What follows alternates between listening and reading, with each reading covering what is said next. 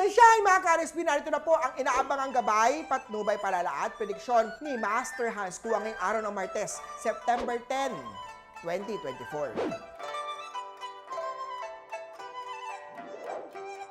Para sa mga pinanganak ng Year of the Rat, may pumipigil sa iyong umalis sa kasalukuyang mong trabaho. It's not yet the time na lumipat ka ng trabaho o magkaroon ng career change. Red at 3 ang swerte kay Year of the Rat. Sa mga ox naman na dapat may bigayan sa relationship, hindi pwedeng puro take lang ng take. It may not be financial o material, maaari din sa sex, caring, or even household responsibility. Orange at 6 ang swerte kay Year of the Ox.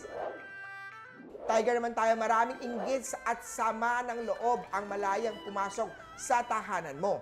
Maglagay ng mga tinatawag nating evil eye amulet sa front door nyo para itaboy ang mga negative energy o mga inggit ng ibang tao. Purple at 7 ang swerte kay Year of the Tiger.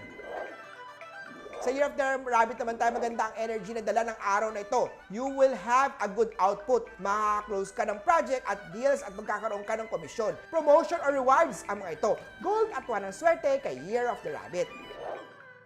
Dragon naman tayo, hold muna ang pagbili ng property o mga bagay na kinakailangan ng malaking pera. May paparating malaking gastos. Pray and all will be well.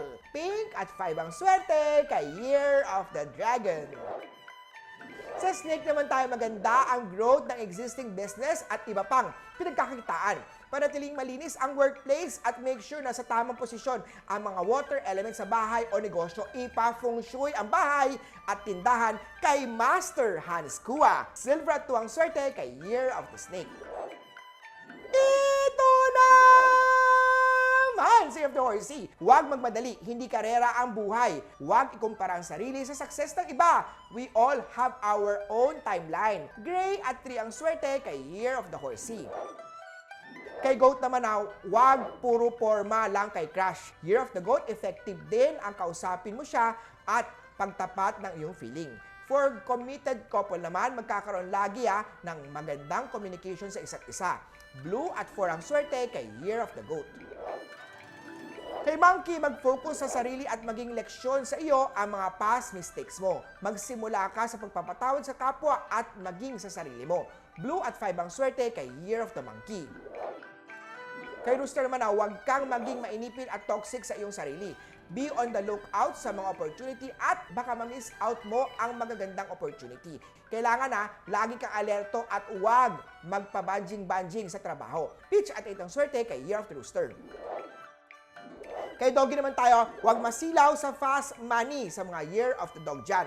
Better na itago na lang ang pera kaysa isugal. Or worse, mas-scam ka. Brown at 2 ang swerte kay Year of the Doggy. At sa Year of the Piggy naman tayo, happy sa relationship ang mga Year of the Piggy. But also expect na may mga konting misunderstanding. Enjoy lang sa quality time.